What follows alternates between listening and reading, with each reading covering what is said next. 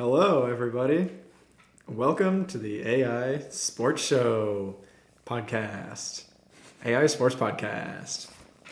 This is the first episode. We're just getting started with this thing. Just doing a little podcast. Yeah, we're just getting started, so bear with us. We're rookies in this game. We're excited to feel it out, get started, and talk some sports. So why not get into it? And obviously we're going to be as big as a Pat McAfee show, so you better just start listening now. Oh, yes. Big as everybody. That's Asayo. And I'm Aaron. And we talk sports literally all the time, along with some really stupid movie quotes. So, yeah, you're going to hear that. You're going to hear some comedy. You're going to hear a lot of sports talk. We're going to try and cover as many sports as we can. We are both definite football experts. Oh, yeah. I am way bigger into the NBA than he is. He still watches, and then I watch baseball. He doesn't watch baseball. Yeah, not really. Never been too big of a baseball guy. Always been a football dude, for sure. But we're going to learn some things along the way. I'm going to learn in this journey, too. I might learn some stuff here. I know a shitload about football and everything. I know good amount about the Bucks. Definitely not an expert, but we're gonna just kind of talk about everything here. So, whatever content arises here in this football off-season NBA season here, let's talk about it. Well, let's talk about something current. What's going on current that you saw? Right now, well, we got. We can talk about something actually really going on. Talk about like the Bucks. Just really quick, their little comeback against the Clippers earlier in the week. That was nice. Followed up with an L to the Warriors, but the Clippers win. I figure we might as well just bring that up real quick, since that was a pretty solid game. I didn't finish watching the whole game, of course. I turned it off about 3/4 of the way, and then, of course, when it starts lighting up, that's when I fell asleep. Well, when one of the best teams in the NBA is without two of their three best players, and they're going against a very good team like the Clippers, you don't expect them to do much, and they're down by 20 in the middle of the third quarter. It's ridiculous. And then Dame time and Big Bob on the ass. What did Dame have, like 40 points, 40-some points? 41 points, and he cooked. Yeah. He had that nice clutch AJ Green 3 from way back. Was awesome. After they trapped Dame in there. And Pat Bev tied the game. And beautiful. After that, Bobby had a nice little step back to put it up. And we never looked back. Ended up winning 110-100, if I remember correctly. This, of course, was one of those things where it's like I turn the game off, and then I wake up the next morning and I get a notification from ESPN, and it says, watch this game ceiling 3 at Bobby Portis drills. Milwaukee crowd goes absolutely ballistic, and I'm just like, of course I turned that game off. Got that notification, just like, yep, well, we won, so I'm happy. Well, that's why there's highlights. And it was 113-106, my mistake. It was 110-100 when Bobby really put it away with that 3, and him and Pat Bev had a moment that was just, it was fucking chills, man. It was so much fun. It should be illegal that Patrick Beverley, a.k.a. Drew Holiday, great value Drew Holiday, because yeah, they're just monsters. They bring the energy for sure. It's awesome for me seeing Damian Lillard because I'm a Bucks fan, and like I knew a little bit of him before he got traded to the Bucks, but really not much. So obviously knowing you were obviously very excited about Lillard coming to the team and just having that extra element to the team.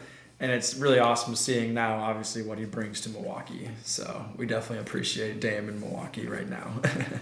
Yeah, Dame, he's still a superstar. And him being with Giannis, a lot of people have questioned, well, as he lost it, the Clippers game proved he still has it. Because also, while he scored 41 points on 12 of 22 shooting, he was guarding Kawhi Leonard most of the game. And guess what? Kawhi Leonard had one of his worst games of the season. Wow. Against a horrible, horrible defender in Damian Lillard. Obviously, huge downgrade from Drew Holiday. Totally. We are Drew Holiday likers on this podcast. It's not shitting on him, but Damian fucking Lillard is way goddamn better. I'm sorry. He just is. He just is. Oh, yes. Appreciate the championship, but here we are. So, Chasing a couple more. how you feeling about the Bucks in the future? How are we feeling here? It seems like they're getting it rolling now after a slow start with Rivers on the team, coaching us up. It seems like they're rolling now. Well, let's put it this way. When you throw in a coach a day before a 5-game road trip. What? That's bullshit. Yeah. That's bullshit. I mean, obviously, I'm okay with where he came in. Whatever. He's turning it around. He's bringing the energy here. But this is a championship contender we're talking about here. It's not the Celtics, Gap, Bucks. No, it's the Celtics and the Bucks. Boom. I mean, we match up with them really well. We'll get deeper into that later in the show. But, wow, they're a good fucking team. They have everything a championship team needs. They have a battle-tested coach. And, what about the 3-1 leads he's blown? Oh, what about this? What about that? The guy was dealing with James fucking Harden. He's a pussy. Yeah, new team here. This is Giannis and Dame. This is the best 2 players he's ever played with. And then KG is right there as well. But come on. This guy knows how to coach. Since he became the coach, we have the number 4 ranked defense. That was before the Golden State trumping of us. So forgive me if that is now not the case. But who knows what the deal was there. up until, the deal was there. 3 days prior, the Golden State Warriors got their asses kicked by Boston. They got annihilated there. So Boston saw their worst, and then we saw 3 days rest, their best. Steph looked like young Steph. Clay had a good game. They wanted to prove they're still alive. They had a rookie center. I cannot remember his name, but he had 3 blocks on Giannis, and now he's just talking about how it's easy to cover Giannis, and I can't wait till he sees him again. Man, that's the thing about sports. I mean, everyone's human. Like, for how many times they just crush it. I mean, you're going to get got every once in a while. Every once in a while, you're just going to get got. We did, and then Giannis was coming off an injury, and that was his first game back, given he only missed 1 game, but still. The Golden State Warriors shot like 64% from 3. Obviously, you got to defend better, but when you're in Steph's face and he splashes a step-back 3, I mean, you really can't do a fucking thing about it.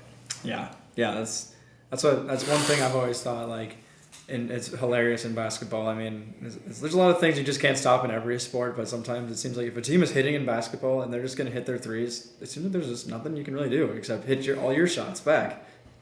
And a lot of times Dame can, in which he kept us in the game for a while there. Him and Steph traded blows a couple different times, but those 2 are fun to watch. Yeah, it's gonna be fun. It's gonna be fun. We're excited about the Bucks.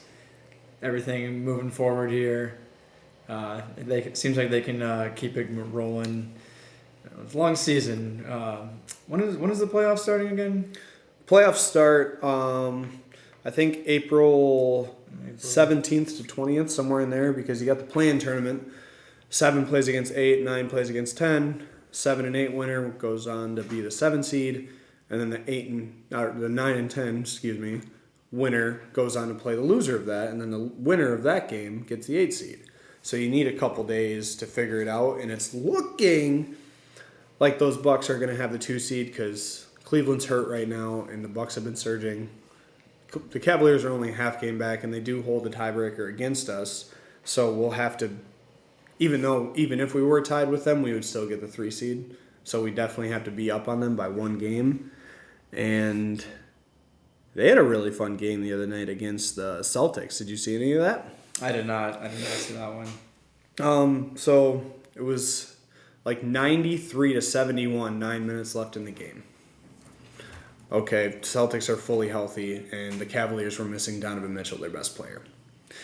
And then enter in Dean Wade. He looked like Dwayne Wade in that 4th quarter, scoring 20 points. Dwayne and he was Wade coming out. 5 for 5 from 3. He could not miss. Just on a heater. He finished the game 7 for 7, and he put in the game winner. That's nice. Jason Tatum was not fouled, and he thought he was. Nobody touched him. So they overturned the initial foul call, and Cleveland ended up winning the game.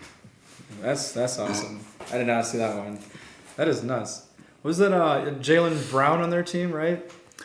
Yes. Yeah, I read this article about him. How he's just like one of the smartest dudes. Like this dude, I think he has something to do with like an aerospace engineering degree or something. I don't even know. It has so much to do with him. But they're saying that when he was coming out, they thought he would get bored with basketball because he's so damn smart. They literally thought he would get bored with basketball and not try. But he seems like he's doing pretty good on their team. But for how smart he is, he needs to be smarter with the basketball in his hand.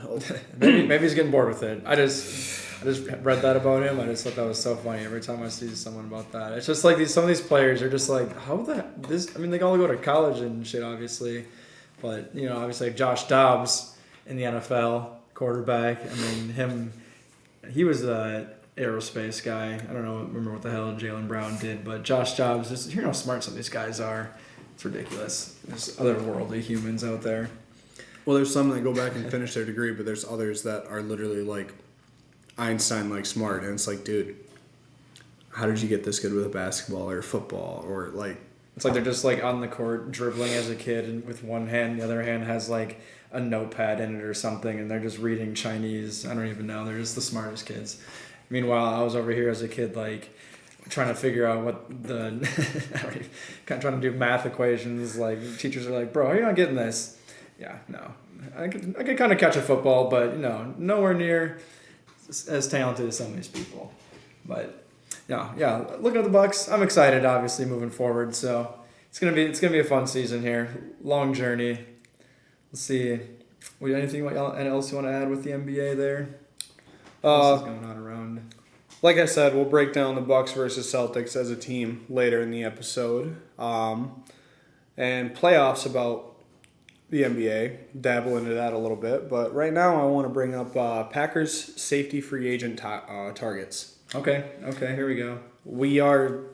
I've never seen anything like this with the safety class. Everyone's getting cut.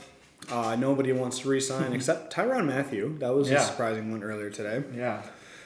Like 2 years, $13 million extension. Yeah, no, that was been ridiculous. I honestly almost thought he would be out of the league for some reason. Like, didn't he get like a ACL injury or something a few years ago? I don't know, something like that. Some of those dudes definitely fades them away out of the league. But seeing him get that contract, honestly, I was like, that's awesome. Good for you, man. I love seeing that kind of stuff. Like, I love seeing these guys get paid, especially when they get older. Because we're seeing everyone right now, Justin Simmons, Jordan Poyer, just to name a couple long-time guys on their respective organizations being released. And Tyrann Mathieu, it's just cool to see the respect there to get that contract. But the free agent market for safeties, whoo baby. Like, everybody knows it right now. I mean, if you need a safety, this is the year to pay for one. I mean, it's one thing you could say, some of these guys are in their 30s, but Charles Woodson, he was obviously Hall of Famer on another level, but he was, can you believe he was past his 30s when he signed on the Packers, had his entire career on the Packers past his 30s? That is just a wild thing to think about sometimes. He won Defensive Player of the Year. Yeah. He helped carry our defense to a Super Bowl title. Him, Clay Matthews, and Aaron Rodgers are three of the most important guys on that team. I'm sorry, but holy shit. Absolutely. It was sad in that Super Bowl 45 against Pittsburgh when Charles Woodson broke his collarbone. And obviously that meant a lot to him, but to get him a ring in Green Bay meant a lot. But he's obviously on a special level, but there's a lot of these guys that are free agents right now that are available. And I'm one guy that wasn't thinking about at first, but I've heard some news of him under the radar is Xavier McKinney off the Giants. And I've watched some people talk about him. His name seems like it's been getting a little bit more coverage and talk, but it seems like the top guys are obviously now Justin Simmons, Jordan Poyer. Who else is on that list? Tyshawn Gibson from San Fran is another one that I've heard talks about or connections with the Packers. Also, you got Geno Stone from Baltimore. Yeah, Was a part of one of the Geno best Stone. defenses in the NFL. He would be nice. He was mostly their nickel guy, but when you have Kyle Hamilton right behind you, you're going to be a nickel guy. Kyle Hamilton's one of the best safeties in the NFL. So Kyle Hamilton, dog. Dog. I didn't know he played running back. Dog. Oh, talking of running backs, dude. What are we doing with Aaron Jones? Is that how on a scale of 1 to holy fuck, we're losing him. How worried are you? I am definitely worried. Aaron Jones is the heartbeat of this offense. The Green Bay offense the last 2 years, even with Aaron Rodgers in his last year or so, the offense went through Aaron Jones. Aaron Rodgers maybe checked out of some plays that should have been for Jones, but I don't give fault for Rodgers on some of those. He's a mastermind in that sense. But Aaron Jones is the heartbeat of this offense of the Packers team. He carries the G like no other, some no others. And I would love to see him back on the team, absolutely. But I am also in the camp of people that say don't pay for a running back. But at the same time, I'm like, we need to pay Aaron freaking Jones. Well, you said it. He carries the G. He literally embraces everything you want as a Packer. Like, he's a team-first guy. And then you got one of the best defensive players in the NFL, Michael Parsons, talking about how good of a blocker he is. Oh, yeah, that was nice. Him and Jay Love were just, they couldn't shut up. They were like, dude, this guy's the real deal. And if you're going to bring in a couple running backs from the draft, which we'll talk about a couple prospects here soon, but you got to have that guy in your team. I don't care what it costs. Obviously, they're trying to free up money for one of these free agent safeties we were just talking about, but get it somewhere else. Yeah. Or if you're working on an extension with them and you just want to bring that cap hit down a little bit this year, cool. Because there's a lot of guys in this free agent class that I like, and then the more you do in free agency, the more freedom and flexibility you have with the draft. And if you want to go up and trade a guy, like, well, shit, we don't have any needs. Yeah. There's really no huge needs on our team. Once we take care of safety, we're looking definitely pretty solid. Obviously, safety. Linebacker is unique, depending on what we do with Campbell. Yes. The defensive tackle room is looking good. I think we need some depth at the corner and edge positions, but yeah, definitely a lot of depth positions we need for sure. We got a lot of absolute stud starters that, this defense has had, obviously, people bring it up, Green Bay's defense is chock full of number 1 overall picks, and we haven't shown a lot of it because of, as we all know, Joe Barry, who is gone, thank God. With Jeff Hafley, too, I'm interested. I've heard people say he's mainly like a 4-3 coach, and Green Bay's, I think, always basically been for like forever like a 3-4 team, I think, on defense. At least for years now. And I don't know if, like, are we switching over to that, like a 4-3? Are we going to be kind of like a hybrid? I'm kind of curious. I really don't know.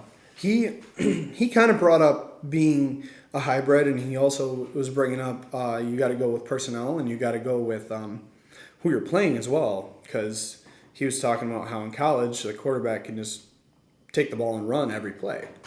Well, it simplifies in the NFL. So going back to a 4-3, because we were a 4-3 in the like Mike Sherman, Aaron Campman era. Okay. Back a while ago. Okay, yeah, I remember that. But hand in the dirt kind of guys. Yeah, you just got to have guys that are willing to learn, and I think we have that. Obviously, you got Preston Smith coming back. Lucas Van Ness had a good rookie season, and obviously Rashawn Gary. But after that, with Enagbare being hurt, I think we need a little depth. Yes. But I do like the main core 3 we have, and then Enagbare, if he comes back the same player, that kid's a badass. Yeah. He can tackle, he can sack, he can... he's good. He was a steal. It's really unfortunate. He got that... I almost forget he had that ACL injury. So hopefully, haven't heard much about him. I'm sure his recovery is going okay. He's a young guy. We'll see. But yeah, hopefully it comes back the same. But having Jeff Hafley we got to see obviously until the game starts, and I'm like, as my dad always says, he doesn't give a damn what people are talking about right now. He doesn't give a damn about all this hype, because when the football game starts, you got to play the game, and that is so true. But it is nice for Packer fans to be hyped on a new defensive coordinator, absolutely. And I'm so excited to see just the energy we've heard in his press conferences so far. Just the words he uses and everything is just like, okay, we need you. You're here. Thank you. Thank you. And I love his approach on, well, we got to set our guys up to succeed.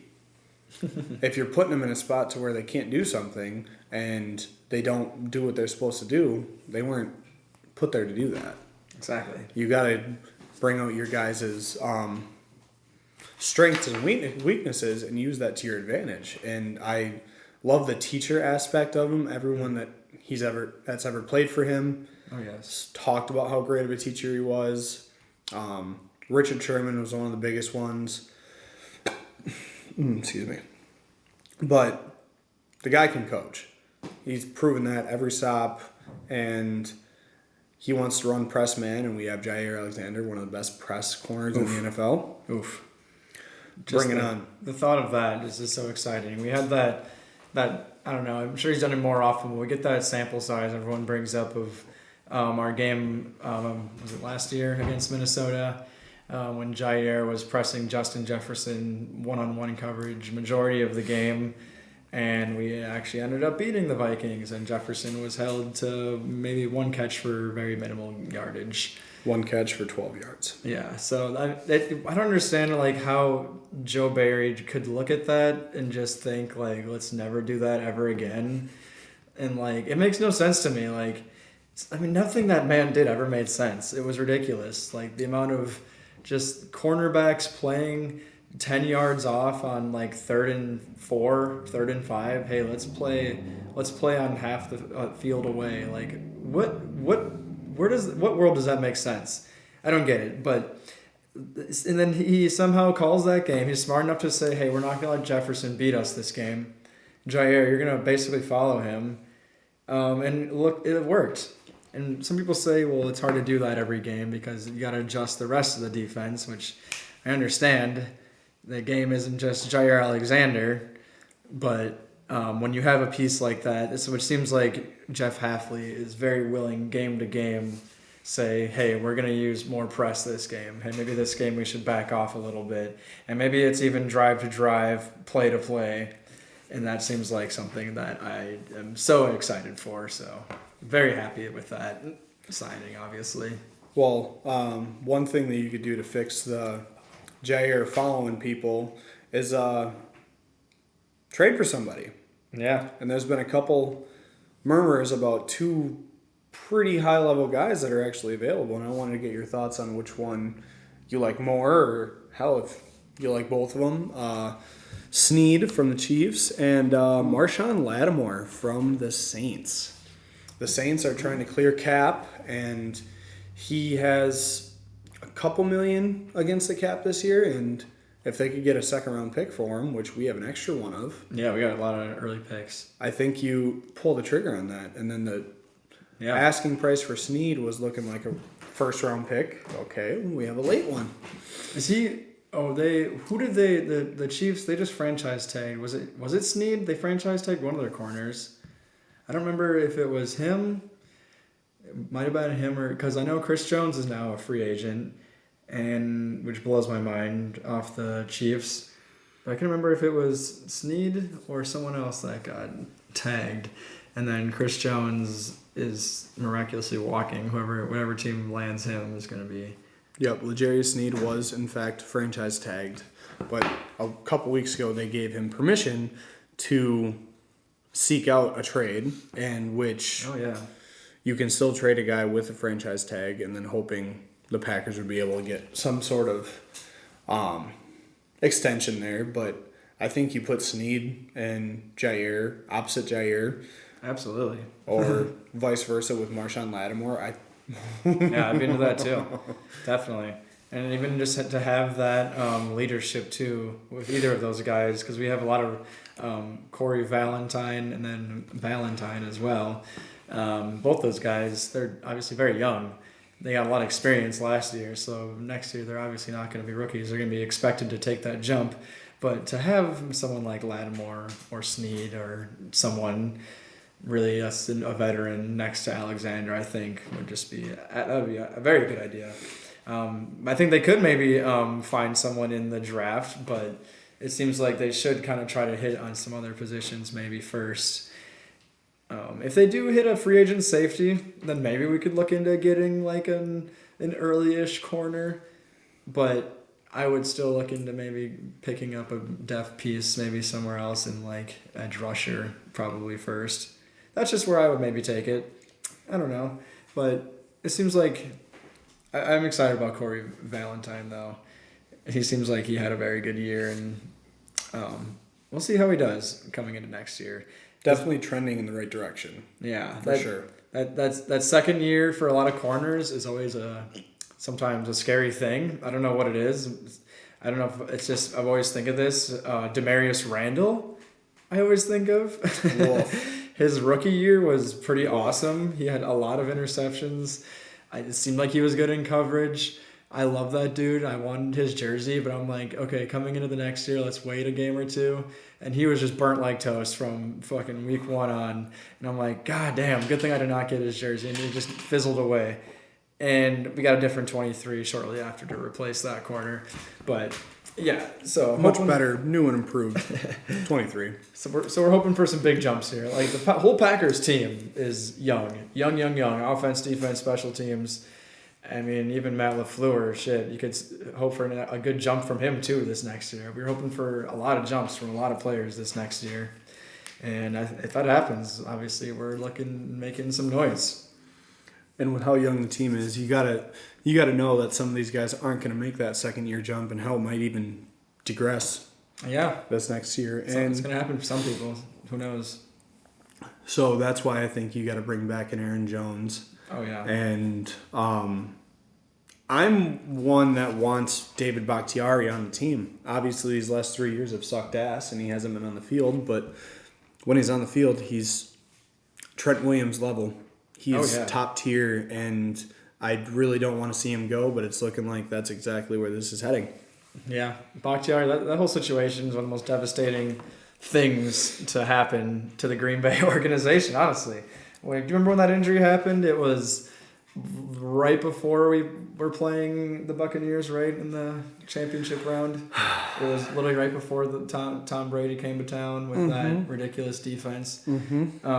That was just some sad fate. That literally, I remember getting that sad news. I was a little intoxicated and literally almost fell to my knees and started crying in the streets. But Bakhtiari is just, yeah, for sure. Like, he either, unfortunately, needs to either go or, I don't know.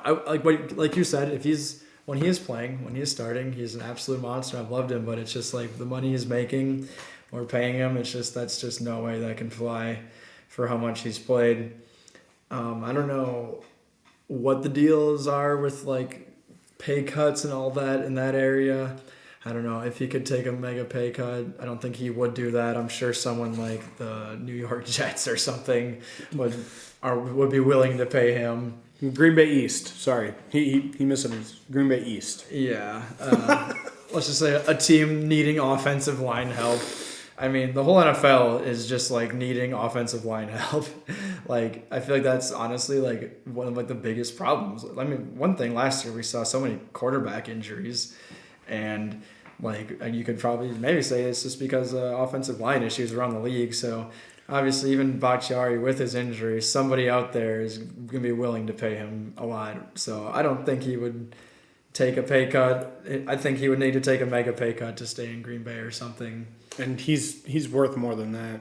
He absolutely is worth it. I know some people that hate him now, absolutely hate him, want him gone. And like, I've been a defender of his. I don't hate him. I could never hate the guy, especially it's literally a knee injury. I've torn my ACL, this dude is like 200 pounds heavier than I am. I can't imagine like what dealing with that is like. So the recovery is obviously rough and injuries suck terribly. So it's just a very unfortunate thing. So I guess whatever happens, happens. If he stays, I'm going to be damn happy with him staying. And if he's gone, I'm going to be happy our money's freed up. That's just it's kind of where I'm at on that. Well, Money's he's always just nice. he's just Mr. Wisconsin. Like he was at a lot of the Bucks games. Oh, yes. And showing Aaron Rodgers how to chug, because Rodgers obviously fucking couldn't at all. Those slow chugs. You can tell he's a Cali boy. His one finger up, just like, Yeah. oh, and then he couldn't finish He it. couldn't even finish it. Yep, it's fine. He's a Cali guy. We're made different here in Wisconsin. That's just how it fucking is. Yeah, Bakhtiari and Jones are just both carry the G type of guys. Oh, God. Absolute all around Wisconsinites. That it's like brothers from another mother, different state, but they just absolutely embody what a football player in Wisconsin is all about. And the fact that we might be looking at a situation where neither fucking one of them are in green and gold. Yeah, I have an issue with that. yeah. That would be like huge. I mean, everyone's saying obviously right away last year after we lost in the playoffs, like, well, we're a young team next year. We got this. We got Jordan Love.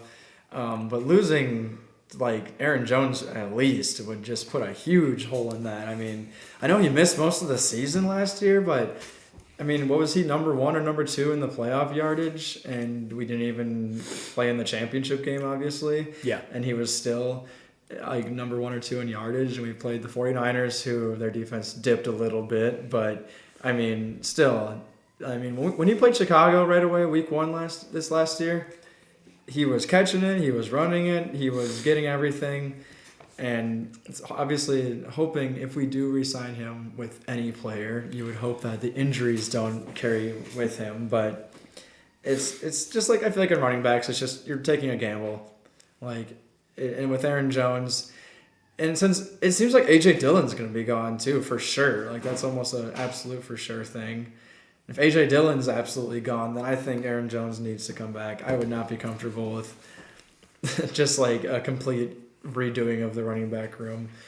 Emmanuel Wilson, you had that nice preseason run. But you're rebuilding the running back room from scratch around that, it'd be a rough start. I'm sure we could do it, but it'd be a rough start. Well, you bring back Aaron Jones. Well, I say bring back. He's still in a contract, but they might fucking cut him. But Yeah. you bring back Aaron Jones, and you have. It's not a great running back class by any means, but there are some guys that I had my eye on Oh, yes. throughout this process that, whether it was before this process or after, a couple of them were from before, but a couple of them are just learning. And there's some good fucking dudes out there that can run the ball. And I think we should bring back Jones and then, bring in a couple. Yeah, Jones and a rookie would be a really nice. I mean, when we got A.J. Dillon, I was so hyped for that.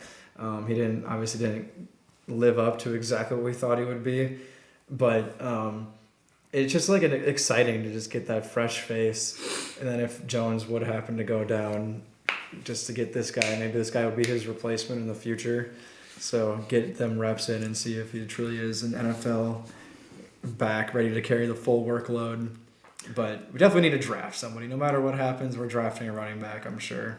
Well, you bring back Aaron Jones, and then the Packers have an opportunity to do something really funny, because there's two guys that actually played together at Wisconsin that I want both in Packers uniforms. Braylon Allen, there was a picture that went around. I know you saw it because we talked about it. He just towered over and was so much fucking bigger than every other goddamn running back. Yeah, that was funny. And Wisconsin proved if you put a line in front of him, he's going to get you somewhere. And Yeah, he's the youngest running back in this draft. That And- says a lot. the main thing he's bad at, pass protection. Yeah. Who's one of the best pass protecting backs in the NFL? Aaron Jones. Aaron Jones. Aaron Jones. Yeah, he picks up them blitzes very well. Michael Parsons approved. So, Braylon Allen, he would be anywhere in the 3rd or 4th round. Hell, I think he's worth a 2nd round pick. But what do I know? And Yeah. then the guy that was behind Allen for a year, Isaac Guerendo, transferred to Louisville, and he showed out at the combine, which he's a Wisconsin guy. Of course he was. Of course he's good. Oh, yes.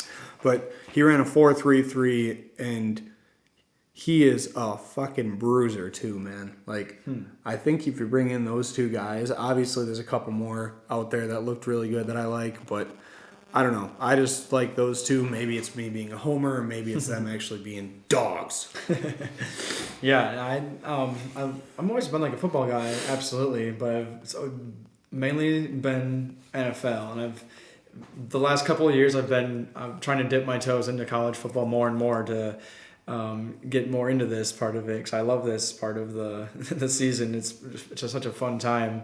So but right now I still really don't know a whole lot about this class for most of the guys. Like the running backs, I know it is thin outside of, well, they say Blake Corum, if he is one of the oldest ones, as I've been hearing. So that's a lot of tread on tires, and a lot of these teams they really value that, especially for running backs. If you're a grandpa at the ripe age of 24 or 25 coming into the NFL, you're trying to be a running back, you might fall a little bit. It's going to be tough. But if you're a little baby boy like Braylon Allen, he's going to definitely get some looks for sure. And that picture of him, that one on Twitter as well, JJ Watt, was just like, Jesus, man, you looked like this at 17. This is what I looked like at 17. Yeah, which was surprising. He looked like JJ Watt looked like a very average high school player, honestly. He looked tall, but I'm sure he could kick any of our asses, but like he did not look like no damn Braylon Allen, which no. If we could get him, I would be very happy with Braylon Allen on the Packers. I've heard a lot about also Trey Benson. I've heard he Florida might State boy. actually be one of the first ones to really go. He seems like one of the most NFL ready running backs I'm hearing out of this class. So, well, if injuries weren't a thing, we hate them all, but if injuries weren't a thing, I think there'd be one first-round back in this class, and that's Jonathan Brooks. He got hurt, and before that, the guy's a fucking dog. He can play, and I think him getting hurt helps our cause, because then we can get him later, but he's another name that I've liked. And then Bucky Irving from Oregon is also dog. Bo Nix, he's from Oregon too, right? Coming from Oregon. Bo Nix, good old quarterback. Yep. So yeah, that's a good offense. I mean, they're getting their quarterback and a running back there. Who knows? Could that be like a mini Trevor Lawrence, Travis Etienne little thing there? We'll see. That'd be sweet. But which quarterback is the Bears gonna ruin this time? Oh man. See, I don't know. I think, honestly, I get it. Like, if you have a number one pick, you really need to take that quarterback. But Justin Fields is not an amazing quarterback, but I also really don't think he's a failure. I think the guy's got potential and he still has a future. In Chicago, you're probably not going to make it.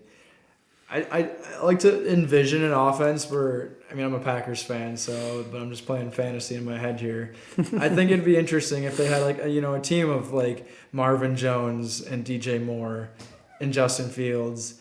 And then, as I've heard, they're looking at free agent running backs, maybe someone like Saquon or Josh Jacobs. Oh, jeez. The cat just hit the floor there. But pussy down. Bear down, cat down. Bears, that could be an interesting offense. Then Justin Fields with a competent coordinator. I mean, they're the Bears, so I wouldn't say I'd be scared of them, but that is an electrifying group of players, absolutely. It's almost like a mini Miami, but you'd still have to put it all together. But obviously what they're going to do is take Caleb Williams, but I'm seeing, I just don't like that dude. I mean, I don't know a lot about him, but he seems like he's kind of just all full of himself. He called Rodgers the GOAT, so he's a huge Aaron Rodgers fan, which I'm seeing, which is pretty cool. He seems like he was a Green Bay fan. I mean, he was saying stuff like, he was before this midseason, he was saying like, "Oh, I'm not going to Chicago," or I'm gonna be specific on where I'm going. That's what we allegedly heard. Yeah, right. It's and now that he's in front of the mic, it's just like, yeah, I'm here. And he's saying like, I don't want to throw the ball, like I don't want to take the physical. Like I understand why he doesn't want to throw the ball. Like he's saying like a lot of these guys, like my tape's already out there. Like I don't need to just stand here at the combine and throw the ball. But what they say, like it was the first time someone's decided to not take a medical exam or something. First time the top 3 quarterbacks didn't. Drake May didn't, and Jaden Daniels didn't. Yeah.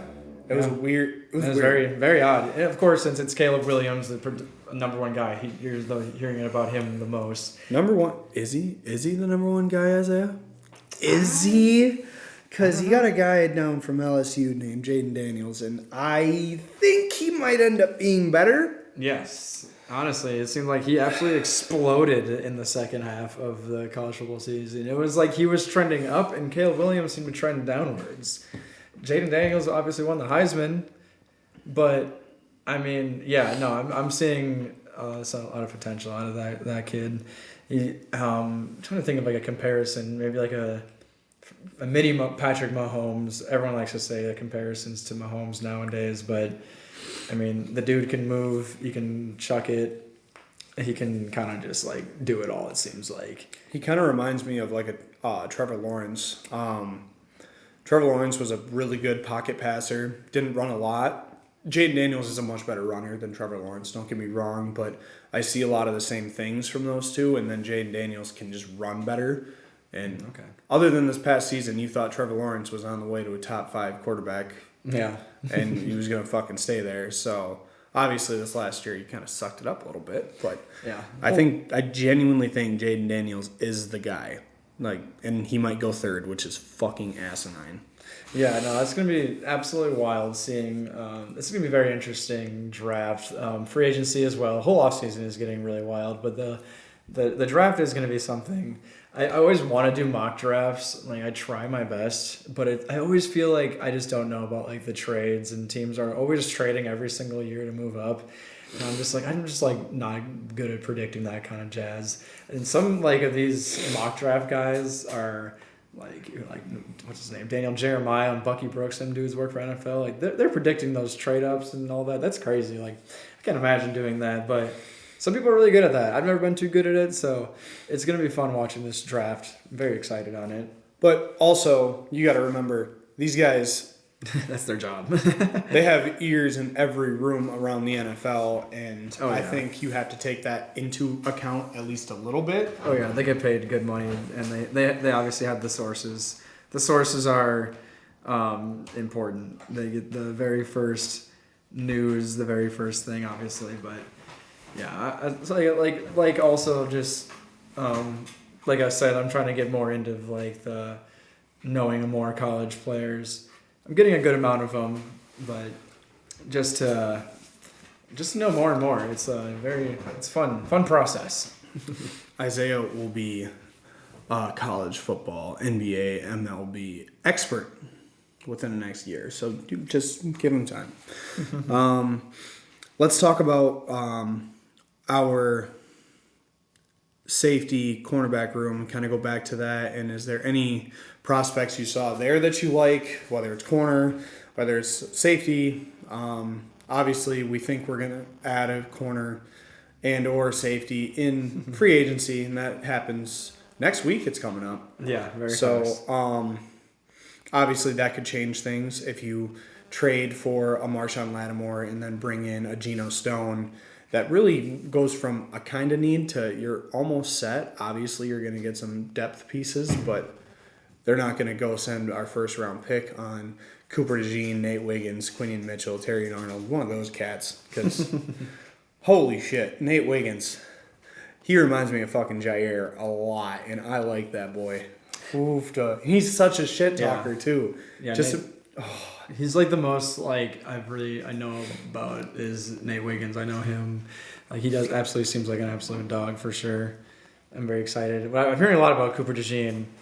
Cooper DeJean's probably a safety in the NFL, but I want him to play corner because like as we all are trying to root for, Cooper DeJean would be the first white cornerback to start in the NFL since I believe 2002.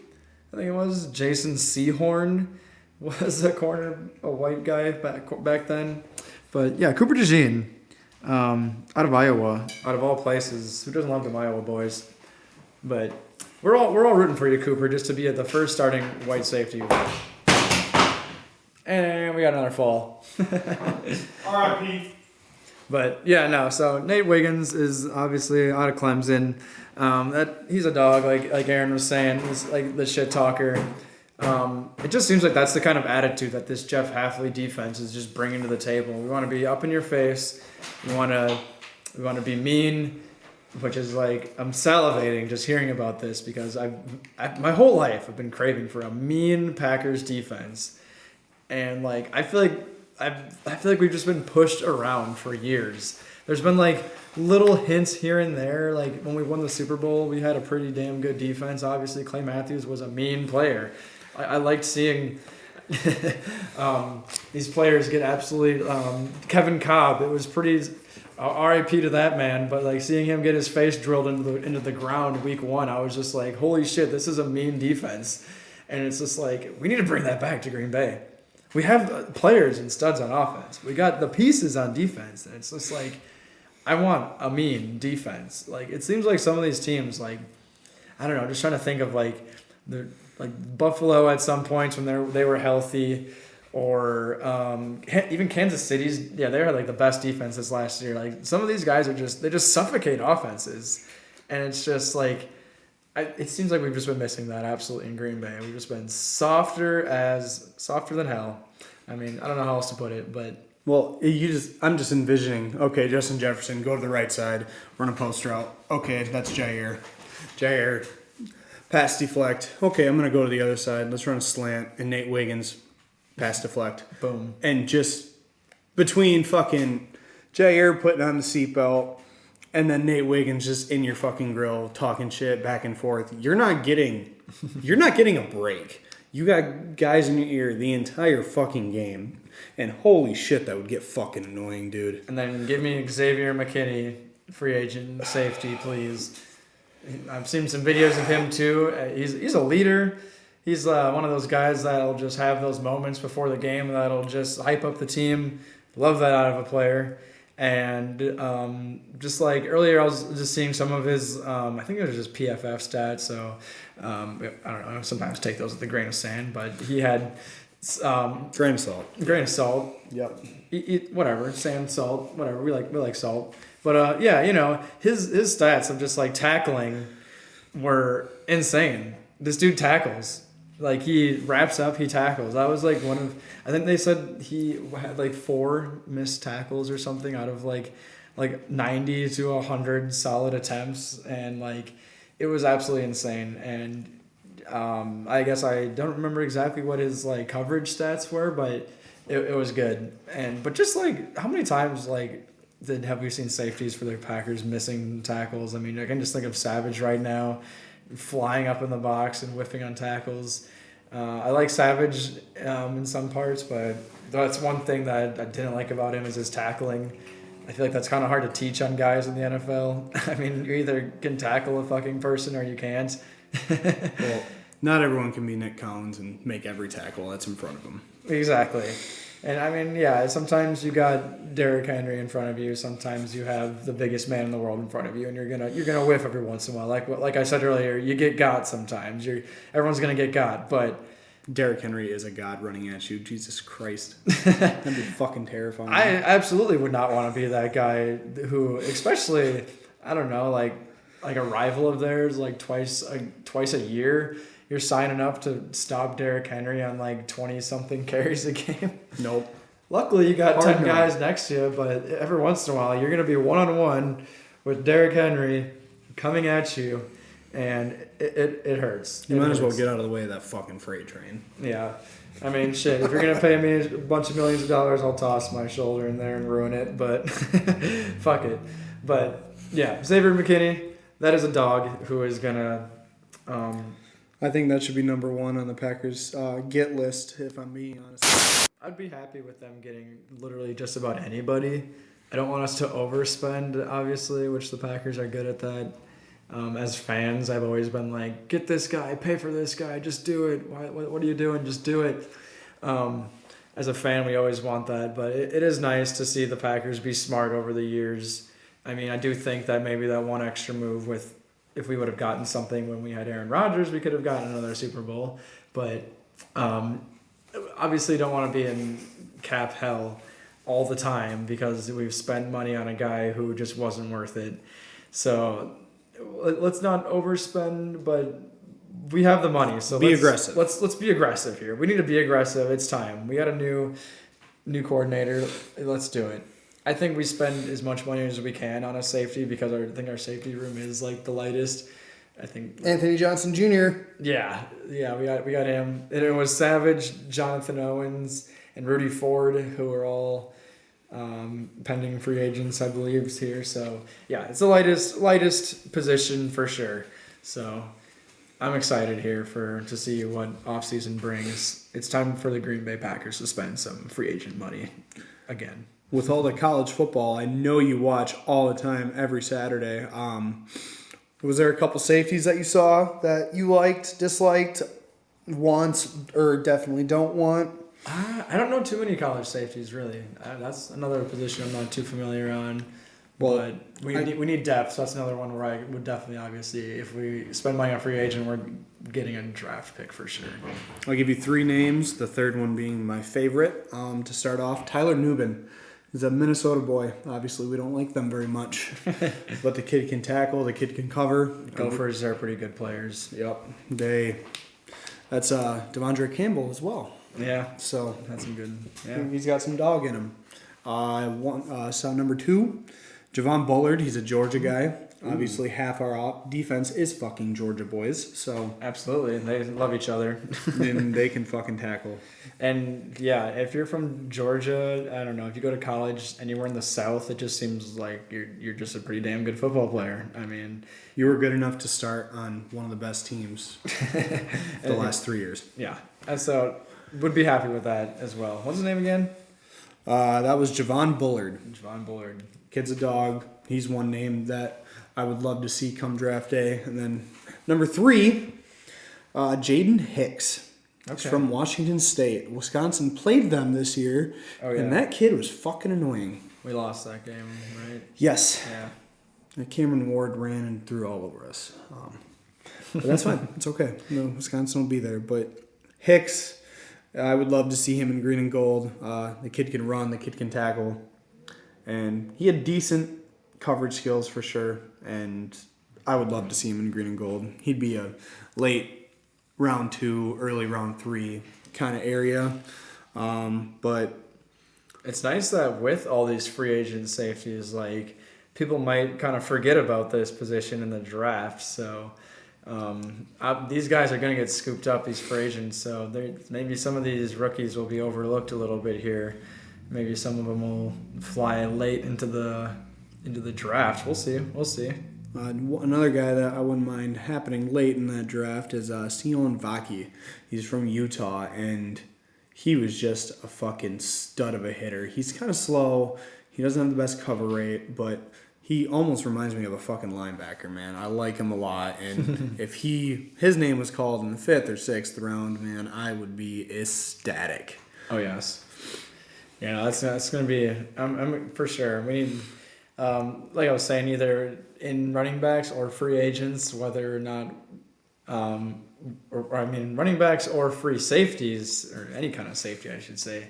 Whether or not we get a free agent in either of those positions, we are definitely going to be drafting a player for sure. I couldn't imagine them leaving the draft without getting probably running back and some kind of safety for sure. No matter what they do in free agency, I think they'll draft one of each of those. Yeah, I really, really do. I mean, they're just pretty light, especially with Dylan. I mean, Dylan definitely is going to be gone. It seems like Jones is on the fence, so. And Dylan, another one of those carry the G guys. Damn it, we got so many of them. Yep. Mayor of Door County. He met his wife in Green Bay. I mean, that's another sad one. So, but definitely can't pay 2 running backs, and who knows? Dylan will probably get a bag somewhere else. Well, I don't know. There's a couple running backs in this free agent class that I wouldn't mind paying alongside Aaron Jones. Obviously, if they get rid of Jones and then bring in one of these guys, I'll be pissed because I want Jones over anybody. He's better than any free agent running back. Fight me. I don't care. Yeah. But you put him alongside Saquon, Josh Jacobs, or a Tony Pollard. Yeah. What? That's not fucking fair, dude. Even if we took a chance on like Austin Eckler, maybe. I mean, Well, Eckler, he just embodies a lot of what Jones does, which would be nice that's because true. They are very similar guys there.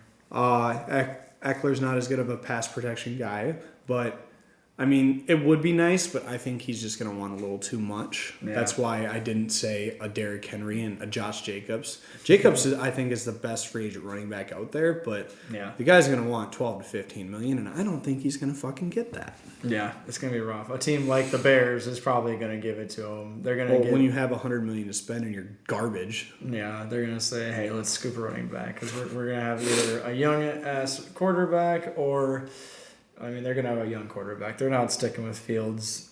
I mean, Why would you? No. Please, stick with Fields. Yeah. He's done great for you so far. I would like to think that like MVP candidate every year. Keep that motherfucker.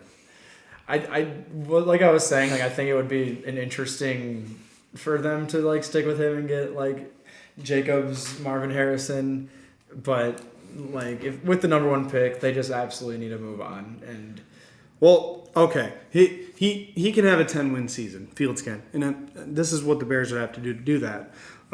You start with taking Marvin Harrison Jr. He's the best wide receiver prospect since fucking Calvin Johnson.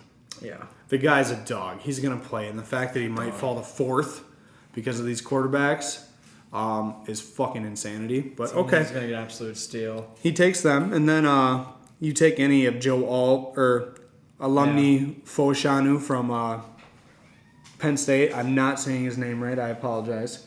But you get one of those offensive tackles Yeah, to protect that squirmy little shit, and then you have Marvin Harrison Jr., you have DJ Moore, you have Cole Kmet, and you have a decent defense. There's no reason they can't do something in the fucking NFC North. yeah. They could definitely fight the Lions for number 2. Obviously, you know who's number 1. We don't hang division banners, but we're going to get something else this year. That would be like it's going to be probably no matter what. Our division is going to be loaded with talent up and down. I mean, from basically every team is going to have studs on there, like some of the premier players in the league. Well, you got 4 really good quarterbacks if you draft Caleb Williams or Jaden Daniels. Yeah. But even without Jaden Daniels, or I don't want the Bears to have Jaden Daniels because they might actually be good if they draft him then. Yeah, The honestly. kid can play. Honestly, yeah.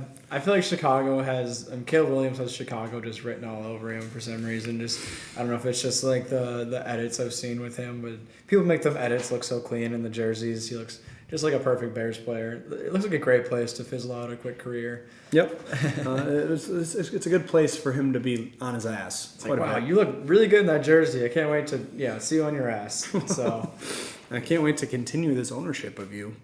I mean, where do you think Fields? Where do you think he could go? Do you think he could thrive anywhere else? You put him with a Matt LaFleur, Sean McVay, any one of those caliber fucking coaches, I think he can succeed. But you can see Brock Purdy succeed with a fucking super team, and he Yeah. still can't get over the hump. Yeah. He's just another Jimmy Garoppolo. So, I mean, he'd be the best quarterback in Pittsburgh. That's not saying much, though. Yeah. He would be Atlanta. the best guy in Atlanta. That's still not saying that much, though. Being better than fucking Ritter is not going to be that hard. He's Yeah. not good. What if they because they don't have Arthur Smith? I mean, maybe they'll actually run the ball with Bijan Robinson, give him the workload he desires, and earned. maybe someone I don't know. Maybe because they're thinking about getting Kirk Cousins too. What we're hearing. If Kirk Cousins goes to the Falcons, I'm worried about that team in the playoffs. I don't care what anyone says. Kirk Cousins is a fucking dog. That guy can throw the ball. He is good. He's gotten more and more respect as the years have gone on, and it's definitely been well earned. If he was on a different team other than the Vikings these last couple of years, I would have cheered for him a lot harder. Unfortunately, he's had some good games against the Packers, a couple of stinkers as well. And a lot of memes and sayings that are fucking hilarious. Absolutely. Kirko Chains is a slinger of the pigskin, no doubt. You like that? Seeing him in Atlanta with Bijan definitely would be good. And then he's got Drake London and Kyle Pitts.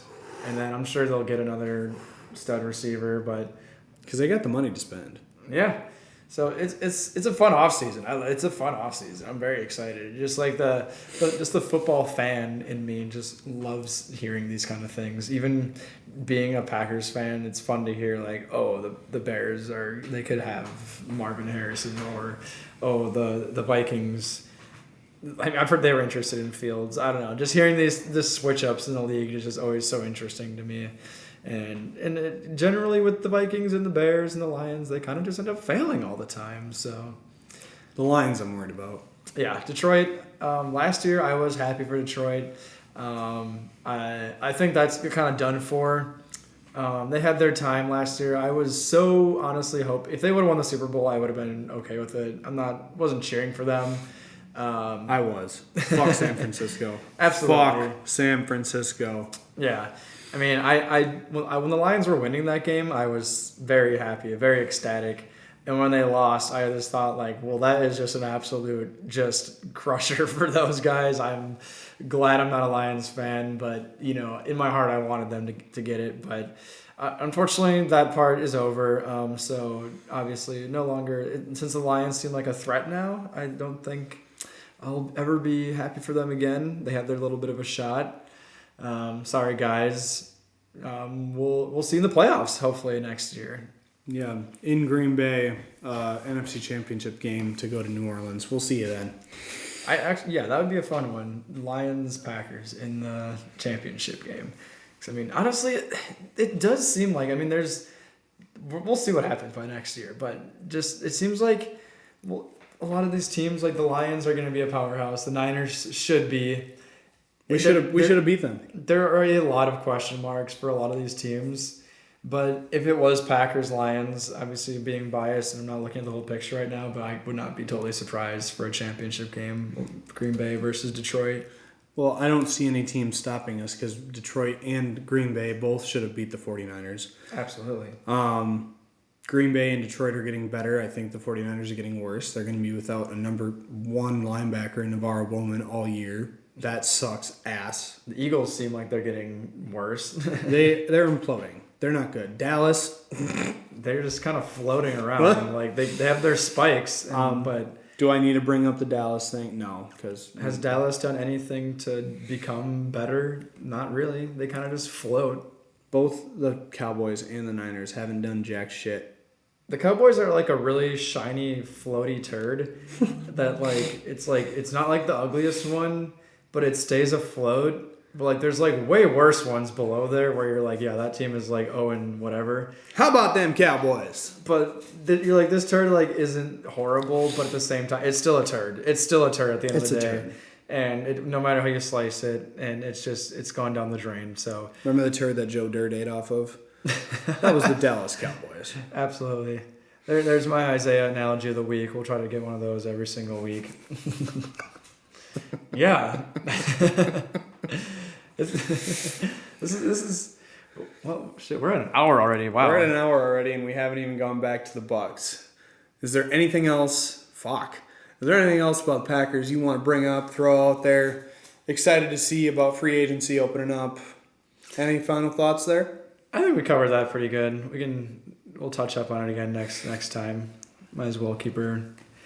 We can go head to the Bucks here. Keep her moving. What do we got about back to the Bucks? I know you're not a big NBA guy, but I want to start talking about the West, and then we'll come back to the playoffs and the Eastern side, and most importantly, the Eastern Conference Finals is going to be the Bucks versus the Celtics. So, Absolutely. Western Conference. Tell me how many Western Conference teams you know, just off the top of your head. Western Conference teams. Well, we got Denver. Yep. Denver Nugs. Portland. Portland Trailblazers. Yep. See, actually, I don't even know if this is like the entire It's West versus East. Okay, yeah, it is West East.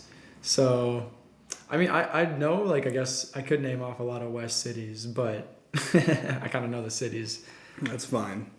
Like Like I said, not a lot. Really, not a lot. Isaiah is more the football god, and I dabble into a little bit of everything. I love the NBA. I love the MLB.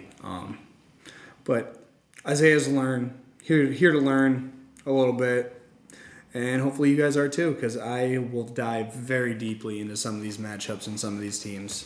Bucks, Celtics mostly. The Nuggets will dabble into. Golden State, who fucking kicked our ass the other night, definitely. Yeah. You got the Lakers, you got the Suns, you got the Pelicans. Clippers, who we beat without Giannis. Not afraid of them at all. The Timberwolves and the Oklahoma City Thunder. I mean, you can make a case easily for 6 teams that can win the West. Absolutely. Minnesota Timberwolves, they got to share the number 1 seed right now. Best defense in basketball. I'm kind of worried about their half-court offense late in games because they are good at blowing leads. And Anthony Edwards is your only really, really, really good offender and shot creator.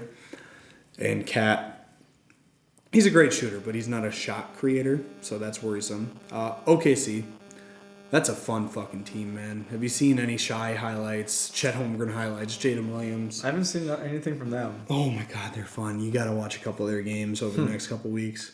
They're just young, and I can't give you an NFL equivalent because there isn't an NFL equivalent, but over the next 5 years, they have 17 fucking draft picks. Oh, wow. And in the NBA, there's only 2 rounds. 17 motherfucking draft. That number could be wrong. They made a trade for Gordon Hayward. I don't know exactly, but That's a they lot. just have a slew of fucking draft picks. That is ridiculous. And they're tied for the number 1 seed in the West right now. That's insane. That is they're doing it right. What? That's fucking unfair. In 5 years, that team is just going to be unstoppable. Yeah, they're going to be doing it right. I'm sure they can make trades too. So Look out. They got to add one more big guy, I think, to that nucleus. But holy fuck, they're young and they're good. it's going to be very exciting. I'm sure it's going to come down to it for on this side, and West is going to come down to it.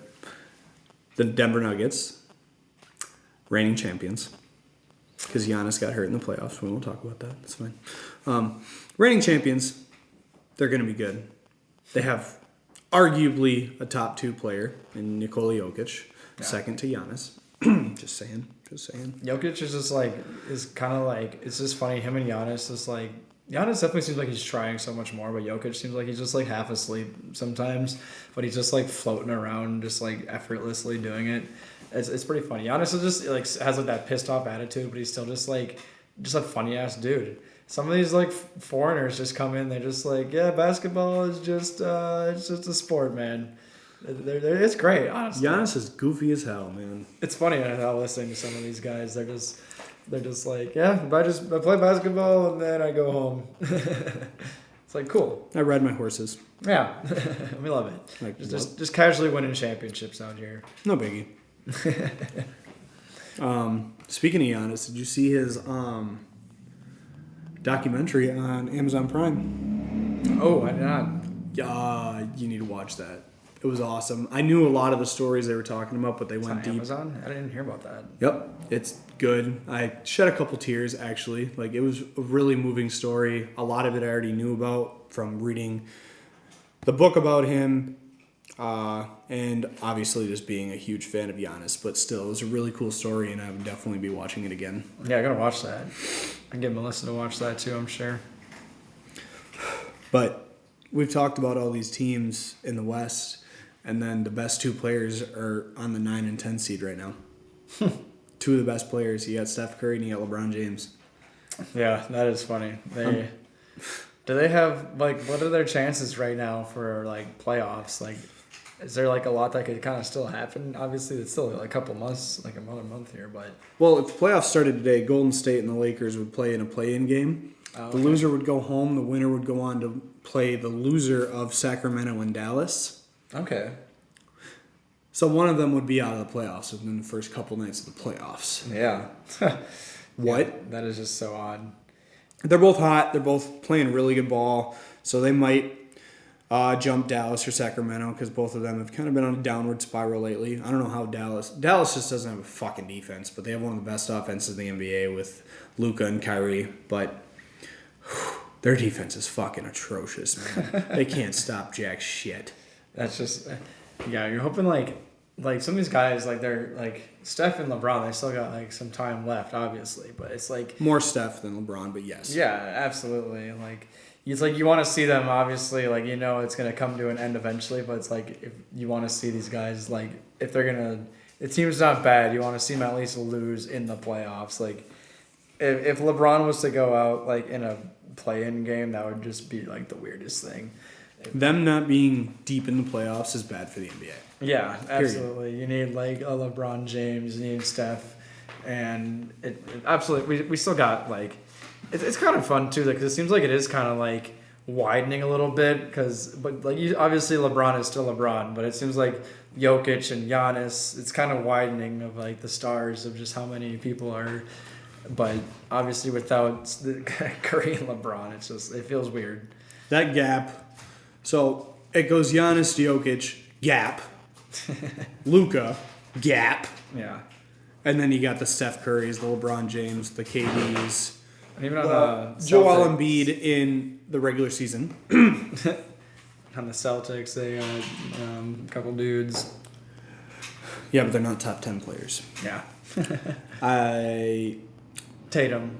I was blanking on his name for a second there. Jason Tatum. Let's talk about that guy for a second. He's supposed to be transcendent. He is supposed to be so good. Boston Celtics best player. He went to the finals. Lost, but he went to the finals. Against the Golden State Warriors. Golden State beat him in 6. So obviously Jason Tatum, almost up-and-coming transcendent star, should have had some great numbers in that series, right? Being the number one guy on one of the best teams in the NBA. Absolutely.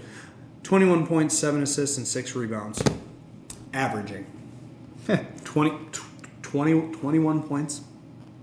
What the fuck? You gotta be getting at least 30. What are you doing? No. Yes. If you're so good, why the fuck aren't you scoring at least 25, 26 points a game in the fucking finals? Yeah, some of these dudes honestly just kind of, maybe it's just one of those things where some people just kind of disappear when it gets to that time. Well, he had a chance to win against the Cavs. Step back Jay. Missed it.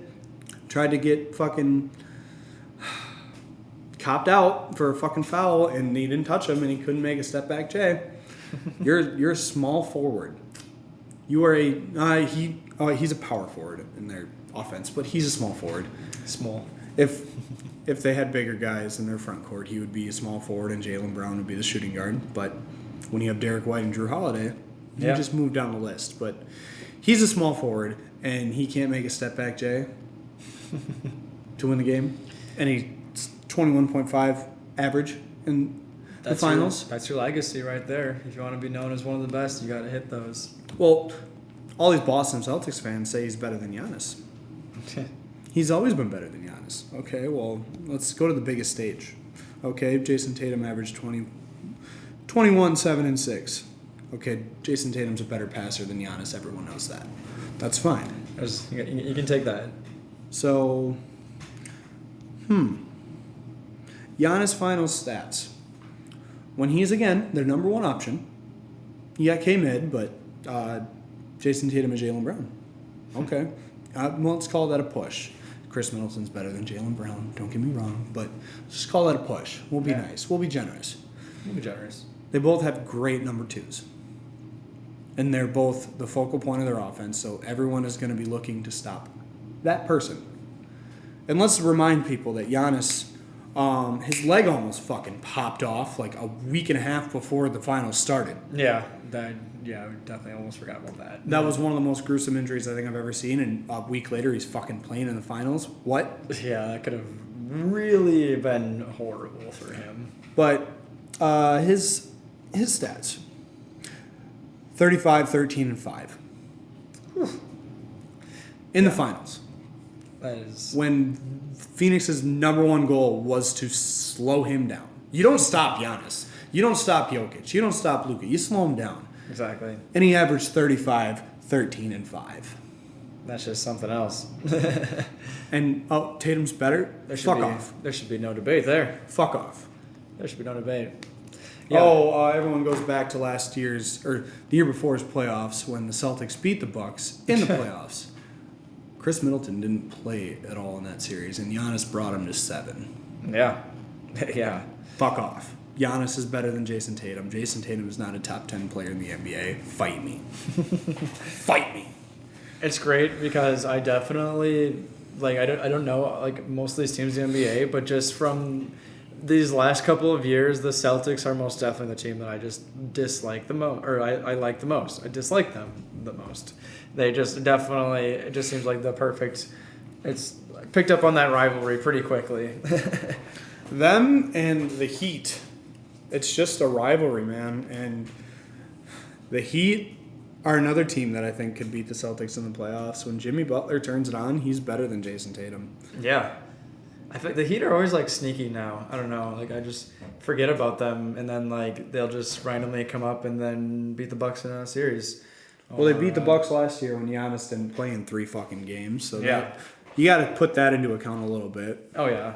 And the Heat went on to the finals. They beat the Celtics. Yeah, absolutely. They got slaughtered by the Nuggets, but the Nuggets were just a better team. Yeah, no, that was fun living in. Oh wow. You're gonna hear that. I'm gonna burp. You're gonna hear that. The weekly Aaron burp. But I was living in Denver when the Nuggets won their championship. It was a lot of fun just to be in the city for that. But that was a good time. Saw a little bit of the parade there, but that's off topic a little bit. Off topic a little bit. The Bucks are better. The Bucks got hurt. Yeah, no. So I see people always say like the Bucks wouldn't have our championship if it wasn't for like the Nets being hurt. But I feel like that's just kind of how it goes sometimes. You gotta take it how it is.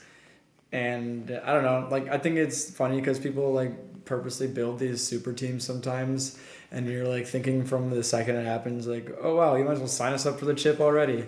I'm just like we gotta see these things be played, and when they're played, sometimes unfortunately people get hurt. So, well, you can't put James Harden on a team and expect to win a championship. I'm sorry. You fucking can't. At that point, it seems like they're kind of just like taking names. They're like, oh, that's a big name. That's a big name. That guy's got a nice beard. Put him on the team. Championship. Sign it up. Boom.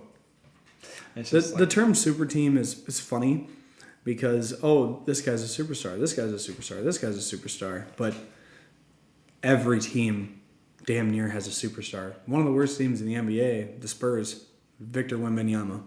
Yeah. That's all they have. But they have a dog. I mean, OKC, they have a 3-headed monster. Denver, they have a 3-headed monster. The Bucks have a 3-headed monster. The Lakers have a 2-headed monster with a small Reeves. Yeah. I mean, all these teams are fucking phenomenal. Minnesota, they got Rudy Gobert, Cat, and fucking Anthony Edwards. The Dallas Mavericks have a 2-headed monster. They have Kyrie and Luka. I mean, all these teams have a lot of good fucking players. So I think the term super team has been kind of brought down a little, and it's just it definitely has. That's a good fucking team. That's a good fucking team. Good luck. Absolutely.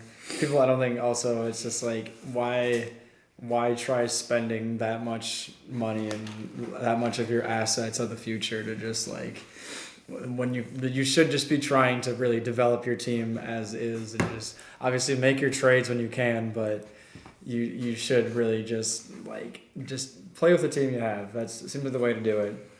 And if you can spend your money, spend your damn money. Spend that money. Make that money. But yeah, no, we don't. It does seem like, they're absolutely this year. I haven't heard much talk of anything like that. No type of super team or anything. But that's going to be fun. I'm excited to see what happens here in the future for the Bucks. I'm looking forward to us taking down the Celtics in the playoffs. Well, with how injuries are looking out, the Cavs don't scare me. The Knicks, if they're healthy, would give us trouble.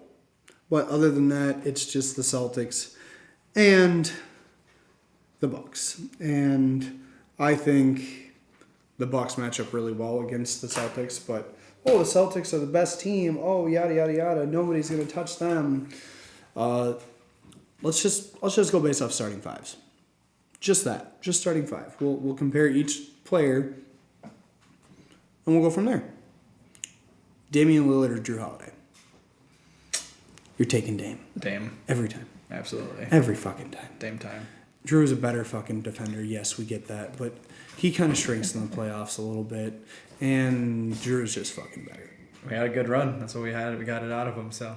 Love Drew, but no. Then you got Malik Beasley / Jay Crowder against Derek White.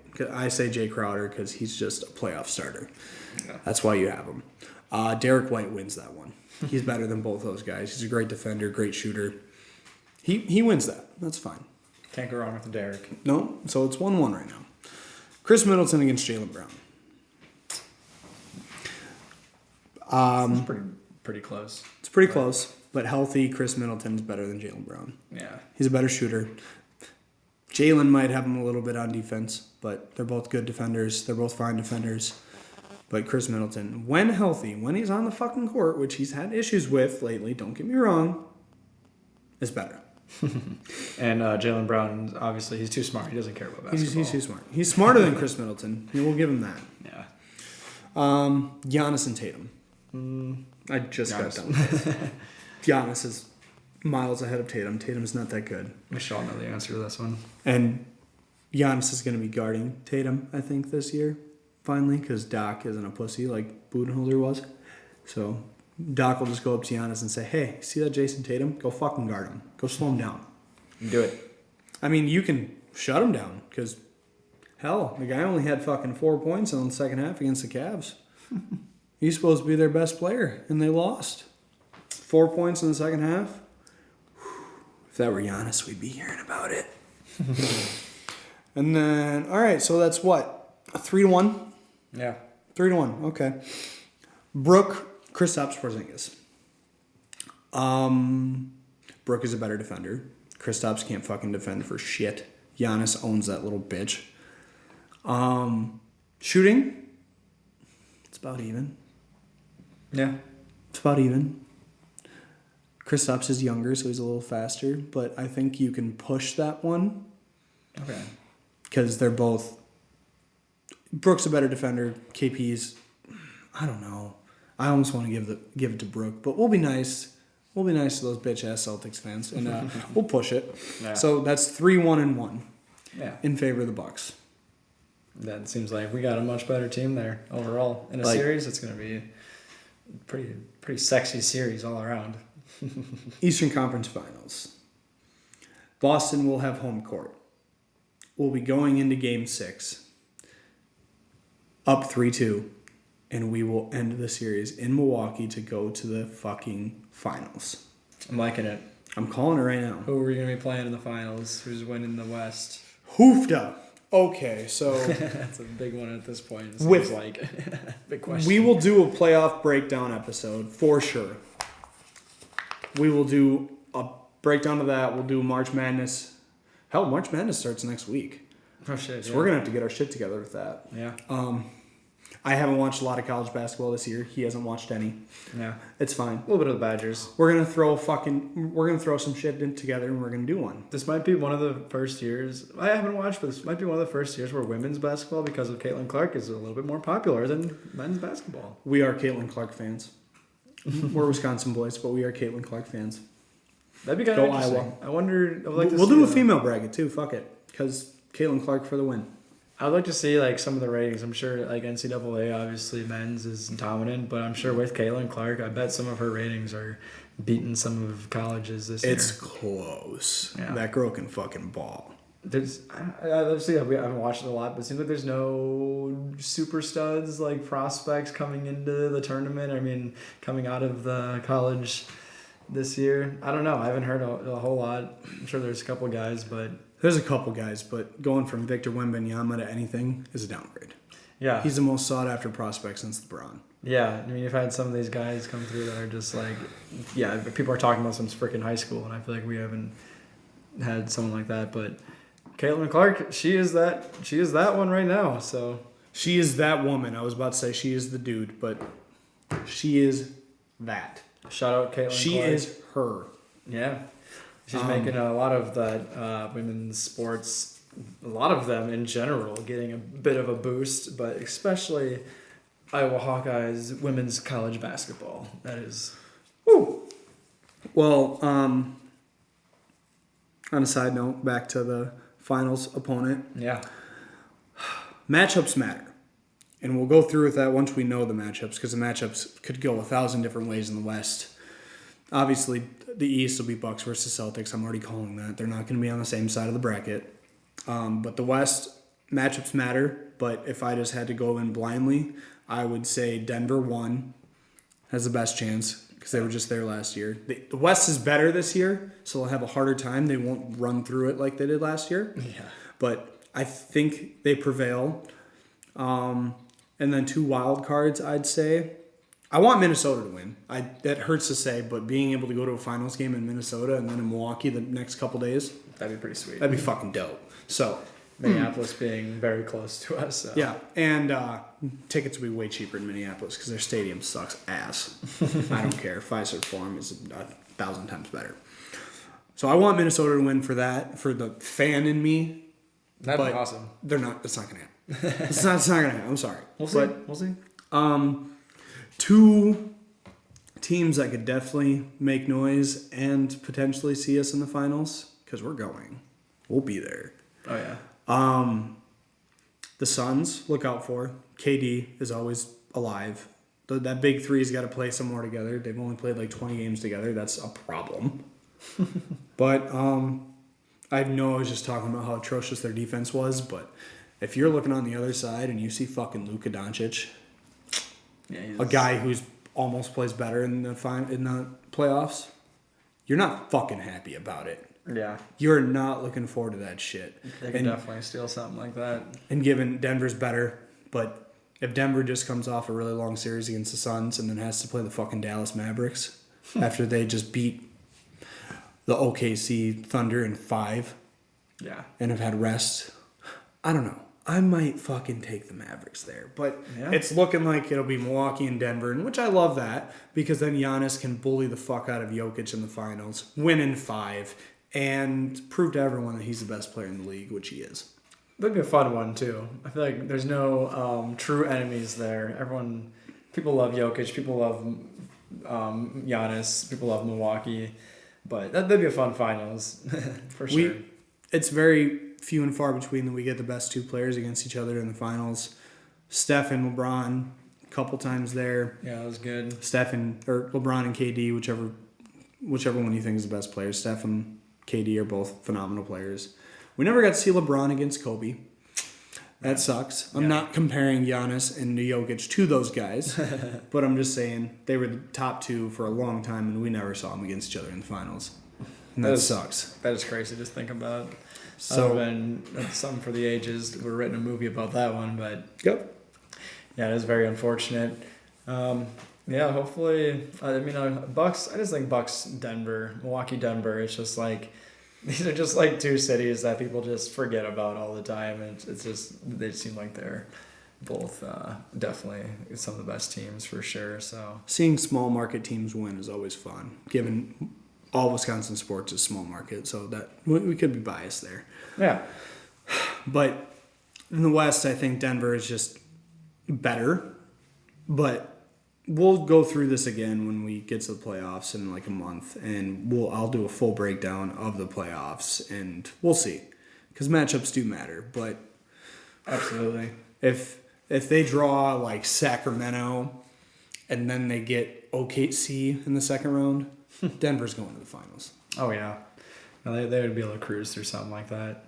Because OKC's a fun team, but they don't have anything for Jokic, which sucks because Chet's a very fun player, but he needs to bulk up a little bit because Jokic is a fat ass and Chet's a little fucker. Cats is like, he's one of those Jokic, one of those guys. Like he's damn cats. My cats are assholes, but Jokic is like Jokic is one of those guys. Like I said, he's just doing basketball and then just coming naturally, and he's going home and probably tending to a horse or something. yeah, that's his life. Basketball is not his life, and that's insane to me. But I would love to see Giannis against Jokic in the finals because everyone's saying Jokic is better than Giannis, but I think Giannis is about to prove to everyone that that's not fucking the case. Yeah, it seems like he's now that we're getting these wins back, people start to recognize that they might have forgotten a little bit of Mr. Antetokounmpo. But yeah, all they got to do is just keep playing hard, and it's going to show up. And you can't deny when they're coming back from a game like they had against the Clippers. But sucks they lost to the Warriors, but you know they'll be showing up here, and then Giannis will be getting his respect again. Well, he's just better. Yeah, And I mean, give me a Bucks Nuggets finals. Give it to me. I don't care. I want it so bad. it's And happening. I want to face the Miami Heat first round. Cleveland Cavaliers, it seems like, will be a second round opponent, which will kill. And then the Celtics. And then the Nuggets. We go through that. Nobody can say Giannis isn't the best. I don't care. Absolutely, I'm excited about this. Now we'll see how it goes. You got anything else to add with the basketball NBA stuff there?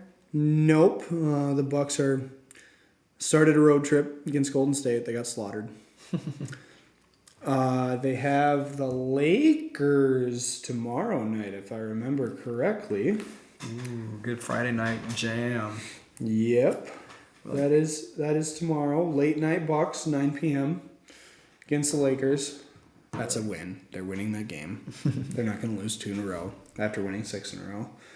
And then Sunday, they got the Clippers again. Okay, well, you saw what happened there. That'll be fun. It's kind of interesting they going back to the Clippers already. And then we got the Kings. I think all 3 of those are winnable games.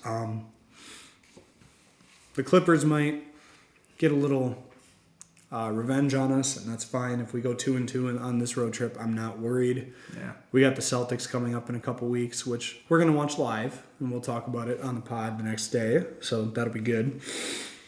But the Bucks are going to be a 2 or 3 seed, so they won't see the Celtics until the conference finals. So even if they're still figuring shit out in the first round of the playoffs, I'm not worried about it. Oh yeah. Because K-Mid needs to come back. He needs to be healthy if we want a chance to win the championship. Yeah. You know, for a little bit, I almost thought that he was like Drew Holiday that got traded away. For like the last couple of games, I've been looking, I'm like, is Middleton even still on this damn team? I'm like, was he one of them that got traded away? And I had to look it up, and they're just like, no, he's just been hurt. I'm like, okay, thank God. I mean, get healthy, brother. But like, I really thought that he was one of them that got traded for a minute. No, that would have sucked. Yeah. Because K-Mid and Giannis have a really good relationship, really good chemistry, and K-Mid was the second best player on our team during that finals run. Respect to Drew Holiday, but he was our second best player. He had some of the most clutch shots.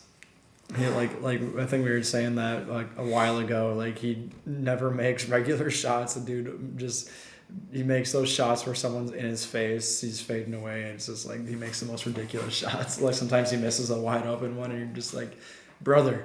And then like he makes like the last second, we really need you, guy in your face shot, and it's just like, okay, I love you. He goes on cold streaks, and then he turns into prime Jordan, just randomly. But you have him as a third option next to Dame and Giannis. Oof, that's mean. You're fucked. I'm sorry. You don't have 3 fucking defenders like that. Yeah. No team does. The Celtics are the closest thing, and Drew Holiday has proven that he can't stop people. I mean, Jimmy Butler averaged fucking 36 against him in last year's playoffs when Giannis was out, and he was only scoring like 18 points a game. He shrinks in the playoffs. I love the guy. He's the person Drew Holiday is one of the most down-to-earth, genuine dudes in the entire NBA, which is dope. But him on the court, he shrinks. Yeah, That's fine. Boston can have you. Yeah. I'm sure once the playoffs come, wouldn't it be funny if he was the thing that helps sink the Celtics? Oh, he will be. He'll average like 20 points a game in that series, because they're going to be so worried about Giannis and Dame scoring 40 on him. Chris will get an easy 20 every game. That'd be nice. I can't wait for it. Playoff basketball, playoffs in any sport is just must see TV. Playoffs in the NBA, I genuinely think are the best. I mean, you have multiple games in a couple weeks against the same team. Yeah. That's awesome. I love the NFL playoffs. I went to 2 playoffs games this last year. Packers, Cowboys, Packers, 49ers. But That's just like playoff basketball is just different.